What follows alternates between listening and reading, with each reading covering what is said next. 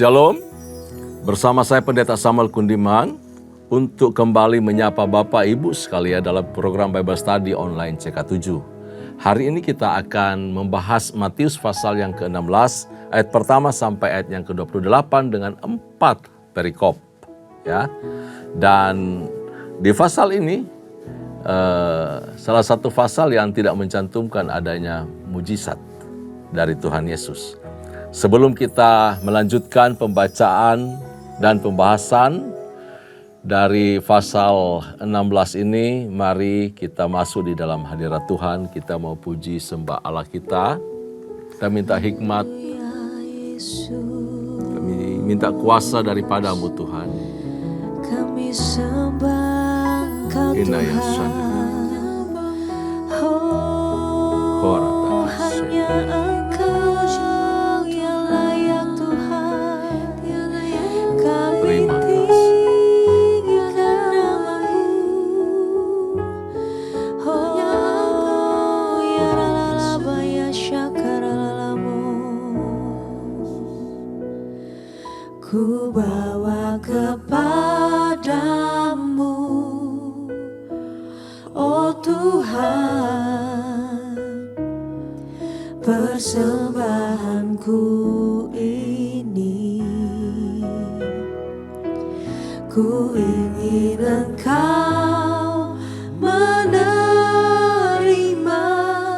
korban syukurku melalui pujian. Takkan pernah ku bawa selain yang terbaik, yang harum dan sejati di hadapan tatamu. Yesusku, terimalah korban syukurku ini yang mengalir di hatiku sebagai persembahanku. Ku bawa kepadamu, oh Tuhan, persembahanku ini. Ku ingin Engkau menerima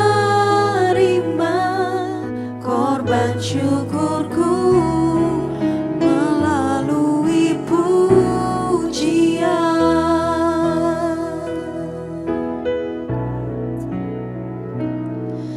Ku bawa kepadamu, oh Tuhan, persembahanku ini. Ku ingin Engkau menerima korban syukurku melalui pujian. Takkan pernah ku bawa selain yang terbaik, yang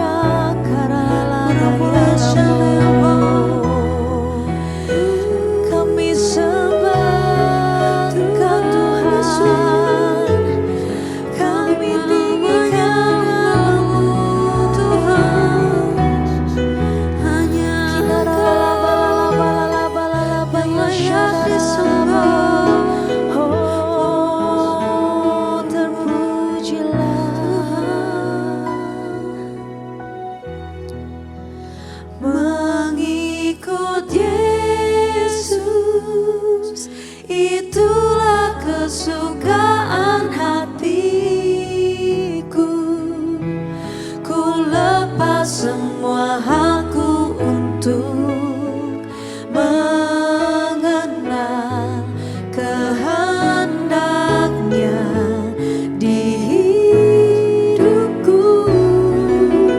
Mengiring Yesus, itulah kekuatan hidupku.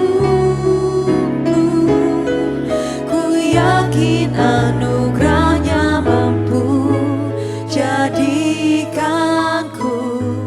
hamba yang berkenan selalu.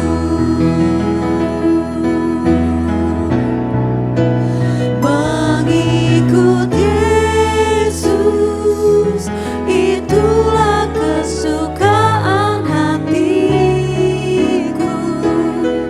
Ku lepas semua hakku untuk mengenal kehendaknya di hidupku. Mengiring Yesus, itulah kekuatan hidupku. Ku yakin anugerahnya mampu jadikanku hamba yang berkenan selalu.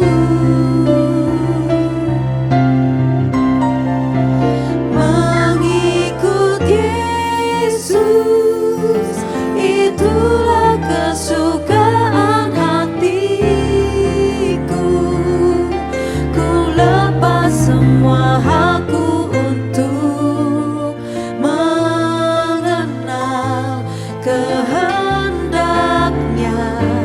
di hidupku. Mengiring Yesus, itulah kekuatan hidupku. Ku yakin anugerahnya mampu jadikanku hamba yang berkenan selalu. Ku yakin anugerahnya mampu jadikanku hamba yang berkenan selalu. Ku yakin anugerahnya mampu jadikanku hamba yang berkenan selalu. Oleh kuat kuasa-Mu dan kemurahan-Mu saja memampukan kami untuk terus hidup sesuai kehendak-Mu, untuk terus hidup berkenan di hadapan-Mu. Curahkan kuasa-Mu atas kami ya Tuhan, sehingga sungguh-sungguh hidup ini menyukakan, menyenangkan hati Tuhan dimanapun kami berada. Terima kasih berkat-Mu turun atas kami ketika kami membaca, merenungkan firman-Mu, dan kuasa-Mu memberi kami kekuatan untuk melakukan kebenaran firman-Mu dalam kehidupan setiap hari. Terpuji nama-Mu ya Tuhan, dalam nama Yesus kami siap membaca dan belajar dari firman Tuhan pada hari ini. Kami bersyukur, kami berdoa, haleluya, amin. Puji Tuhan, mari Bapak Ibu saudara Tuhan, kita langsung buka Alkitab kita dari Injil Matius pasal yang ke-16. Kita akan baca ayat pertama sampai ayat yang keempat. Lebih dahulu perikop pertama ini diberi judul Orang Farisi dan Saduki Meminta Tanda. Kemudian datanglah orang-orang Farisi dan Saduki hendak mencobai Yesus. Mereka meminta supaya ia memperlihatkan suatu tanda dari sorga kepada mereka. Tapi jawab Yesus, pada petang hari, karena langit merah, kamu berkata hari akan cerah. Dan pada pagi hari karena langit merah dan redup, kamu berkata hari buruk. Rupa langit kamu tahu membedakannya, tetapi tanda-tanda zaman tidak. Angkatan yang jahat dan tidak setia ini menuntut suatu tanda, tetapi kepada mereka tidak akan diberikan tanda lain selain tanda Nabi Yunus. Lalu Yesus meninggalkan mereka dan pergi. Farisi dan Saduki adalah dua kelompok yang berpengaruh atau paling besar pengaruhnya dalam kehidupan masyarakat orang Yahudi masa Perjanjian Baru. Kalau kita sedikit mengulangi mengenai kehidupan orang Farisi atau filosofi hidup mereka, ajaran mereka, orang Farisi itu adalah penafsir dari hukum Musa dan sangat dipercaya oleh rakyat banyak. Mereka juga giat di dalam berpolitik. Mereka bisa bersahabat dengan para penguasa. Dan kemudian mereka menduduki jabatan-jabatan penting dalam pemerintahan. Sebab mereka adalah anggota Sanhedrin atau anggota Senat. Mereka percaya dengan kebangkitan dan penghakiman. Mereka juga percaya malaikat-malaikat. Nah, sedangkan kelompok Saduki adalah kelompok para pemimpin yang memelihara tradisi Yahudi, hanya menerima hukum Musa saja. Hukum Musa. Jadi sehubungan orang Farisi itu menambahkan banyak-banyak hukum, banyak-banyak aturan, penjabaran dari hukum-hukum Musa, membuat masyarakat itu jadi sulit untuk hidup. Orang-orang yang pindah agama Yahudi, kata Tuhan Yesus, kamu bawa, kamu letakkan, kamu lemparkan mereka ke neraka paling dalam. Karena sulitnya hukum-hukum itu dan menyiksanya hukum-hukum itu dalam kehidupan orang-orang petobat baru yang masuk agama Yahudi. Karena itu kelompok Saduki malah berseberangan dengan mereka. Mereka hanya menerima Taurat Musa saja sebagai hukum yang untuk mereka lakukan di dalam hidup. Mereka menolak ajaran para rabi dari kelompok Farisi ini. Menolak ajaran tentang malaikat. Mereka menolak kebangkitan setelah kematian. Karena pemikiran mereka dan ajaran mereka itu sangat dipengaruhi oleh pemikiran Helenis atau pemikiran budaya Yunani. Namun Farisi dan Saduki juga menentang ajaran Yesus. Ketika dalam hal itu, di dalam bersinggungan dengan pengajaran itu, Yesus tidak sependapat dengan mereka. Kalau tidak sependapat dengan orang Farisi benci jengkel sama Tuhan Yesus. Tapi kalau Tuhan Yesus berseberangan atau tidak menyetujui pandangan orang Saduki, menyinggung orang Saduki jengkel, dia bukan main sama Tuhan Yesus. Jadi hal ini pernah terjadi kepada Rasul Paulus juga. Ketika dia menyampaikan malaikat, menyampaikan berita kebangkitan, orang Farisi itu membela Paulus. Sedangkan kelompok lain tidak. Ya. Di perikop ini, mereka mencoba Yesus agar Yesus itu memberikan suatu tanda dari sorga. Yaitu suatu mujizat yang dari Allah, yang real dinyatakan untuk meyakinkan semua orang bahwa Yesus itu betul-betul utusan Allah. Bahwa Yesus itu betul-betul dikirim oleh Allah untuk umat tersebut. Jadi mereka minta tanda. Rupanya begini, ada dongeng di lingkungan Yahudi, ya. Karena orang Yahudi ini kan pada masa itu sudah terbiasa dan menjadi sifat mereka untuk mencari tanda, selalu mencari tanda. Rasul Paulus berkata bahwa orang Yahudi mencari tanda, sedangkan orang Yunani mencari hikmat. Nah, dongeng di lingkungan Yahudi itu bahwa rabi-rabi itu yang ajarannya tidak diterima oleh orang, oleh khalayak masyarakat, lalu rabi-rabi itu minta tanda dari Allah. Tanda dari Allah yang membuktikan bahwa ajaran yang dia sampaikan, yang dia ajarkan itu benar. Itu dongeng saja. Jadi orang Farisi dan orang Saduki ini memohon kepada Yesus agar dia melakukan satu mujizat nyata. Kononnya, dulu ada satu rabi ketika ajarannya ditolak, tidak diterima, lalu Rabi itu diminta satu tanda, kemudian Nabi itu berdoa. Rabi itu berdoa dan memindahkan satu pohon ke tempat yang lain. Dan itu betul-betul terjadi. Menurut cerita, namanya konon ya. Nah, legenda itu atau cerita itu turun-temurun itu dijadikan sebagai alasan untuk membuktikan bahwa seseorang itu betul diutus oleh Allah atau tidak. Jadi dalam hal ini Yesus didesak untuk melakukan mujizat yang nyata di tengah-tengah mereka. Padahal kan sudah berulang kali, puluhan kali mereka telah melihat, menyaksikan, bahkan mendengar. Yang mengalami mujizat juga masih hidup, yang mengalami mujizat masih ada depan mereka mengikut Yesus. Tetapi tetap aja mereka seperti ini, tidak percaya, lalu kemudian minta lagi tanda sama Yesus. Tetapi dalam hati mereka sebenarnya berharap kalau Yesus menyanggupi minta tanda, mereka berharap nih, semoga Yesus tidak sanggup gitu. Dan andai kata Yesus itu berhasil memperlihatkan satu tanda, barangkali mereka akan mengatakan begini, Yesus itu kan sihir saja itu, lu aja main-main itu sihir itu. Jadi mau ada tanda atau tidak ada tanda, mereka tetap tidak percaya, mereka memang menolak Yesus. Ini orang Farisi dan orang Saduki.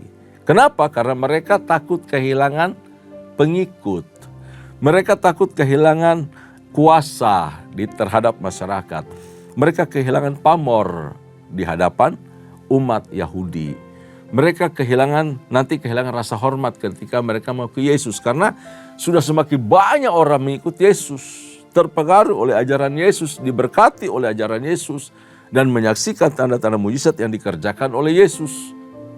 Jadi ini kegentaran dari kelompok Farisi dan Saduki terhadap pengaruh Yesus yang sangat kuat itu. Jadi Yesus tidak mengabulkan permintaan mereka. Yesus menjawab kepada mereka bahwa kepada orang Farisi dan Saduki ini tidak akan diberikan tanda selain tanda Nabi Yunus. Selain tanda Nabi Yunus. Dan tanda Nabi Yunus Bapak Ibu bisa baca di Matius 12 ayat 38 sampai 42. Di sana lebih rinci ya. Artinya begini, tanda Nabi Yunus itu begini, bahwa Yesus akan mati. Yesus menyampaikan ini, tanda Nabi Yunus adalah aku akan mati. Aku akan dikuburkan dan akan bangkit kembali. Sama seperti Yunus muncul kembali setelah ia dikuburkan, tanda kutip, dikuburkan dalam perut ikan besar itu. Jadi ini mengarah kepada kematian, penguburan, dan kebangkitan Yesus. Benar bahwa Allah memberikan tanda, tapi menurut kehendaknya sendiri. Allah selalu kok, orang percaya juga selalu berdoa minta tanda dari Tuhan. Atau Tuhan suka kasih tanda. Kepada Elia Tuhan kasih tanda. Kamu lihat awan. Kamu lihat ke arah barat, ada apa di sana. Nah, semua. Orang-orang minta tanda, Tuhan kasih. Gideon minta tanda, Tuhan kasih juga. Tetapi menurut kehendak Allah sendiri.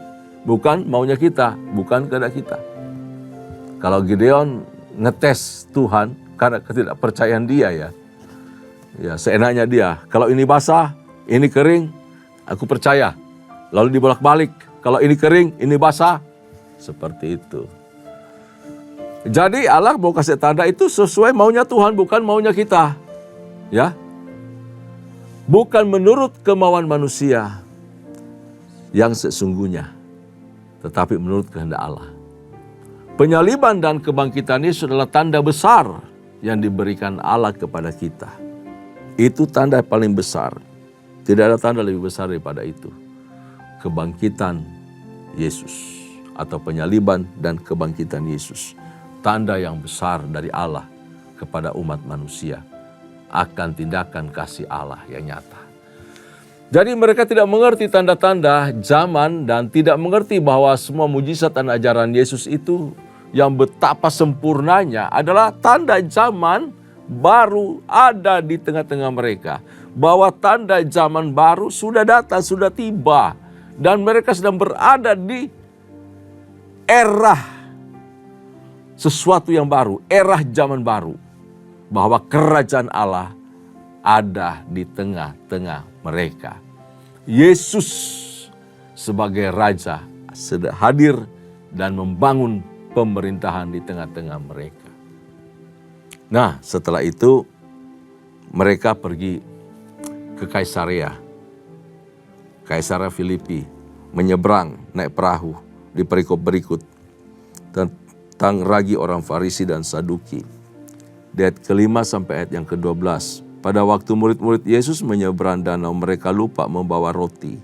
Yesus berkata kepada mereka, berjaga-jagalah dan waspadalah terhadap ragi orang Farisi dan Saduki. Nah, ketika Yesus menyampaikan ini, para murid berdialog satu sama lain. Wah, ini kita lupa roti ya, bawa roti ya. Ya, Yesus memperhatikan apa yang sedang mereka bicarakan. Bahwa dikatakan Yesus itu masih sangat terekam kuat dengan pikiran-pikiran orang Farisi dan Saduki. Kok orang Farisi minta tanda ya? Kok orang Farisi ini, orang Saduki ini nggak percaya ya? Memang sudah bawaan mereka yang menolak Yesus. Karena itu di sini dia berkata di ayat yang ke-6, hati-hati atau waspadalah, berjaga-jagalah dan waspada terhadap ragi orang Farisi dan Saduki. Kata ragi sebenarnya mengingatkan murid-murid akan roti yang mereka lupa bawa. Oh, ragi. Wah, ini pasti roti urusannya. Karena ragi kan selalu ditambahkan ke roti.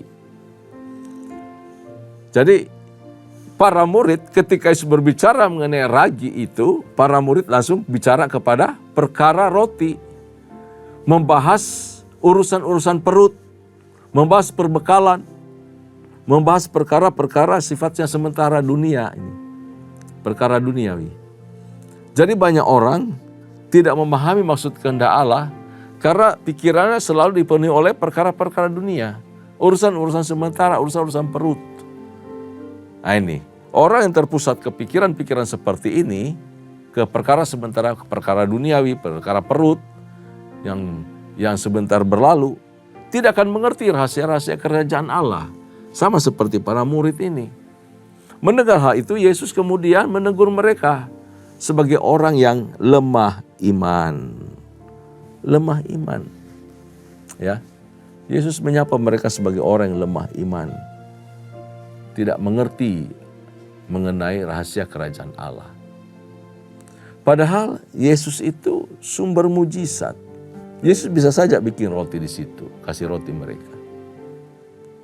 Bisa saja Yesus kasih jalan keluar di tengah-tengah mereka. Iya kan? Apa saja bisa mereka lakukan bersama Yesus sesungguhnya. Tetapi mereka tidak memahami maksud dan kehendak Yesus. Apa yang hendak Yesus mau sampaikan, mereka nggak ngerti. Bukan roti yang Yesus maksudkan, tetapi waspada terhadap ajaran-ajaran orang Farisi dan Saduki. Yesus itu wanti-wanti agar para murid itu tidak tercemar pengaruh buruk dari dua kelompok ini. Karena pengajaran atau ajaran itu sama seperti ragi yang mudah sekali mengkamiri adonan, mengkamiri kelompok, mengkamiri pikiran orang. Jadi pengaruh buruk orang Farisi Saduki itu sangatlah berbahaya. Ajaran mereka sangat berbahaya. Intinya begini, kenapa dikatakan berbahaya? Karena ajaran orang Farisi itu lebih kepada legalisme. Mereka kan memperbanyak hukum, aturan-aturan. Kalau mau makan, cuci tangan. Kalau mau tidur, cuci kaki. Nah, kira-kira seperti itu, contoh. Kalau hari Sabat nggak boleh petik gandum, nggak boleh tolongin orang, nggak boleh pindahin barang. Nah itu legalisme, semua serba legalisme. Ada aturan dibikin sampai orang itu sesak bergerak, susah melangkah, bernafas saja susah. Nah ini legalisme, apa-apa langsung ke hukum, apa-apa langsung ke hukum, aturan.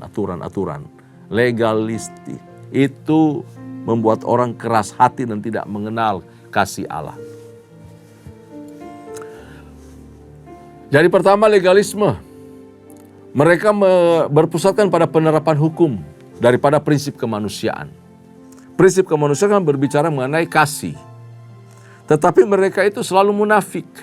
Lalu mereka berpura-pura saleh, berdoa di tengah jalan supaya dilihat orang, wih rajin banget dia berdoa ya, hebat ya. Nah yang kedua, orang Saduki. Inti ajaran Saduki adalah kepuasan materi.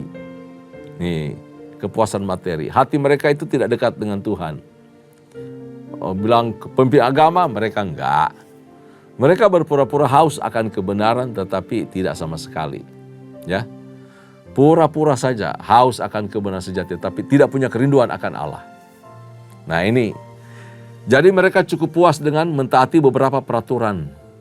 Karena mereka bergaya orang kaya.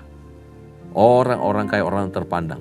Nah, para murid akan mudah menjadi tidak awas oleh karena peringatan tersebut disampaikannya berlipat ganda. Jadi sekali lagi, para murid akan mudah menjadi tidak awas. Oleh karena itu, peringatan dari Yesus itu disampaikannya lipat ganda atau berulang kali. Waspadalah, berjaga-jagalah. Nah ini, ya. Sebab praktik-praktik ajaran mereka itu jahat dan sangat merusak. Itulah sebabnya Yesus wanti-wanti, berjaga-jagalah dan waspadalah. Itulah dimaksud oleh Yesus dengan ragi orang Farisi dan Saduki. Mereka akan menjadi sangat cepat asam, lalu mudah mengembang, dan menyebar kemanapun mereka datang, mereka pergi. Kemanapun mereka bergerak, siapa saja yang mereka jumpai akan mudah sekali dipengaruhi oleh orang Farisi dan Saduki ini. Itu Bapak Ibu kasih dalam Tuhan, hati-hati. Jadi kalau ada orang yang sangat legalistik di sekitar kita, hati-hati. Jangan dekat-dekat. Lebih baik buat jarak supaya hati kita tetap fokus sama Tuhan. Hati-hati dengan orang-orang yang suam-suam dengan Tuhan. Artinya tidak punya kasih yang sungguh-sungguh sama Tuhan. Rajin ke gereja tetapi tidak punya kehidupan yang tulus mengasihi Allah. Terlihat ke gereja tetapi kelakuannya buruk, rusak. Hati-hati. Ini ragi mempengaruhi. Oh udah jangan terlalu rajin berdoa. Ngapain sih doa fajar? Ngapain sih menara doa? Udah Tuhan kan bisa kita jumpai di mana saja. Nah, ini orang-orang yang kelompok Saduki ini. Dalam praktek agama mereka mau simpel-simpel aja. Seenaknya mereka. Bisa diatur itu pola ibadah. Bisa diatur itu semua. Untuk kita bisa dekat dengan Tuhan. Semaunya mereka. Ini berbahaya. Lalu ayat 13-20. Pengakuan Petrus setelah Yesus tiba di daerah Kaisarea Filipi. Ia bertanya kepada murid-muridnya. Kata orang, siapakah anak manusia itu? Jawab mereka, ada yang mengatakan Yohanes Pembaptis, ada juga yang mengatakan Elia, dan ada pula yang mengatakan Yeremia, dan salah seorang dari para nabi. Lalu Yesus bertanya kepada mereka, tetapi apa katamu, siapakah aku ini? Maka jawab Simon Petrus, engkau adalah Mesias, anak Allah yang hidup. Ini pernyataan yang sangat luar biasa. Pengakuan Petrus di Kaisarea Filipi. Ini kota di Kaisarea ya. Dekat dengan kota Dan di kalau perjanjian lama. Wilayahnya si Dan, wilayah Galilea. Dekat hulu sungai Yordan. Itu Kaisarea Filipi. Di bawah selatan dari tempat pusat penyembahan orang-orang kafir. Nah, di Banias ya itu, daerah Banias, selatan Banias.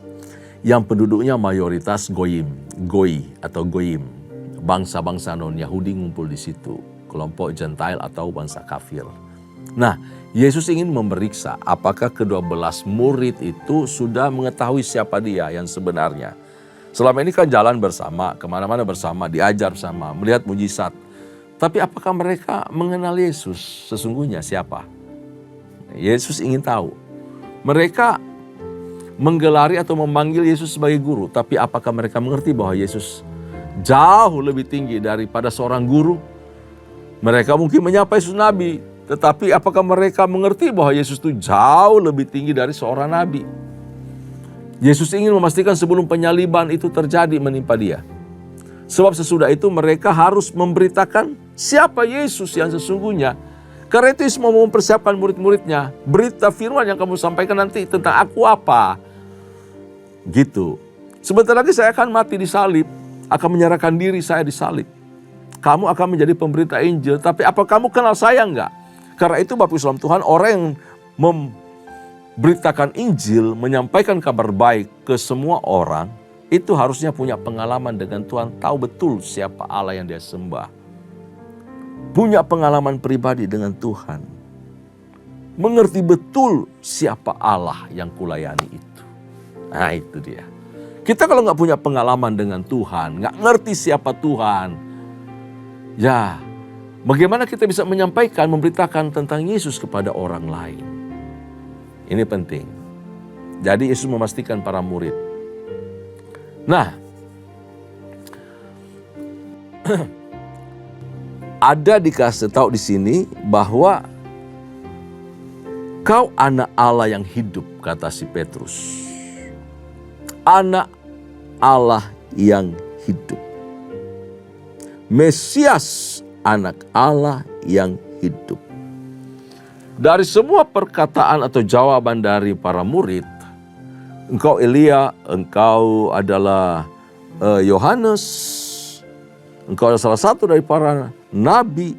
Tetapi jawaban Petrus yang spontan itu luar biasa. Dikatakan dengan tegas, ya, bahwa engkau adalah Mesias, anak Allah yang hidup. Lalu Yesus berkata kepada, berbahagialah engkau Simon bin Yunus, sebab bukan manusia yang menyampaikan itu kepadamu, melainkan Bapakku yang di sorga. Ini sesuatu yang luar biasa. Jawaban Petrus ini ternyata adalah diilhamkan oleh Allah. Kata anak manusia itu 88 kali dalam perjanjian baru dipakai untuk Yesus. Istilah ini dari Daniel pasal yang ke-7 ayat 13-14. Anak manusia di sini adalah gelar dari seorang mesianis. Gelar mesianis atau seorang Mesias. Seorang yang diurapi Allah.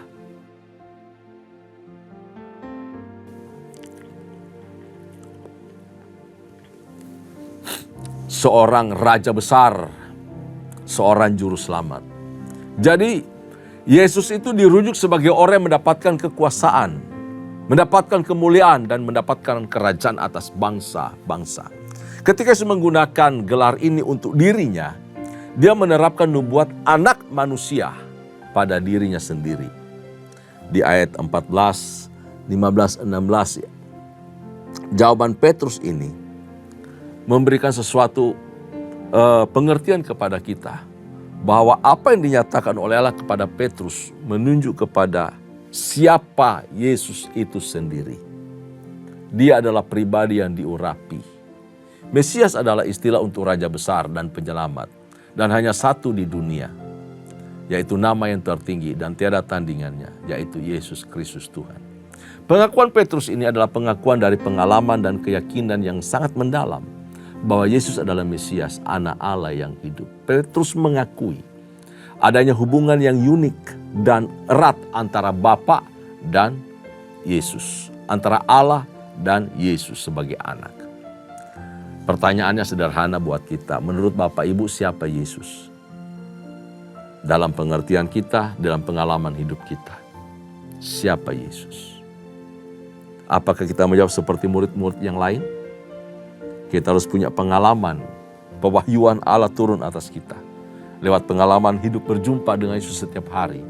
Maka kita sungguh yakin, Yesus, engkau Tuhanku, Allahku. Engkau juru selamatku. ayat 17 sampai 20, Bapak Islam Tuhan, dikatakan bahwa Petrus berbahagia. Sebab Yesus setuju dengan jawaban Petrus, bahwa yang Petrus katakan itu datang daripada Bapa. Petrus adalah orang pertama dengan keinsafan yang sangat penuh mengakui Yesus sebagai Mesias. Karenanya Petrus itu merupakan batu yang pertama dari jemaat Kristus. Dikatakan berikutnya ya. Dan aku pun berkata kepadamu, engkau adalah Petrus, dan di atas batu karang ini aku akan mendirikan jemaatku, dan alam maut tidak akan menguasainya. Kepadamu akan kuberikan kunci kerajaan sorga. Apa yang kau ikat di dunia ini akan terikat di sorga, dan apa yang kau lepaskan di dunia ini akan terlepas di sorga. Nah ini. Nah, Petrus merupakan batu yang pertama dari jemaat Kristus.